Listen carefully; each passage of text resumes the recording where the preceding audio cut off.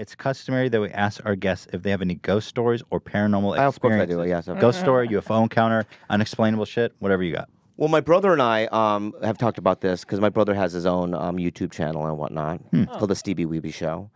And my brother and I grew up in a town called Poway, California. What's going on? Just need some water, sorry. Okay. I'm parched. And we know that half of our house was on some sort of Indian burial site. That's his Because my classic. brother and I would hear demons, we'd see demons. Collectively, you would both hear the same thing. And what my dad said later in life was, he said to us one day, he goes, I don't believe in a ghost, but every time I park my car after work, I run through the hallway because I feel weird.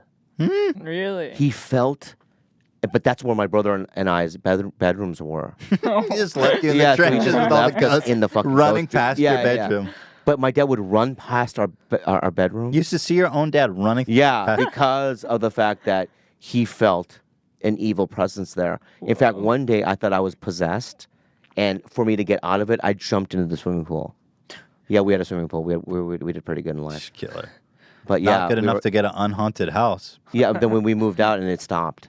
But my brother and I were both possessed several times. We felt. How did you know you were possessed? Because we felt a demon. Like we would hear things, and there were times when we would like be asleep but awake, and we couldn't move, and we felt this presence. And it's never happened after. You or jumped out of a before that. window into the pool? No, we had one floor. Okay. But I would run out of my bedroom one time, and I fucking jumped in the swimming Did it pool, and I work? got out of it. Yeah, I got out of it. Yeah. But yeah, we were. There was some sort of evil presence. Have there. you felt anything like that since then? Well, at the Comedy Store, you know that place is haunted. I haven't heard And I that. saw Gus a couple of times. Was that a ghost that lived Yeah, there? there was a ghost named Gus. He was in the 50s, he was a mafia henchman that apparently was murdered at the Comedy Store. It was a club called Ciro's at the time. And I've seen Gus a couple of times. God bless him. And What that's do you- what something do you- that other people have seen there? Oh, Gus levitated Sam Kinison by his ankle and above it. Because, Sam Kinison and Carl LeBeau, when they moved from Houston to the Comedy Store, they used to sleep in the main room.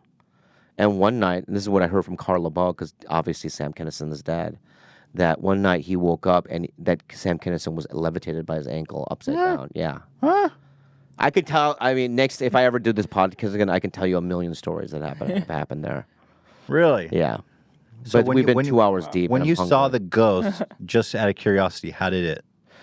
Me and my appear friend before Johnny you? Sanchez did a gig in Bakersfield. This is back in the 90s. And I parked my truck at the Comedy Store parking lot.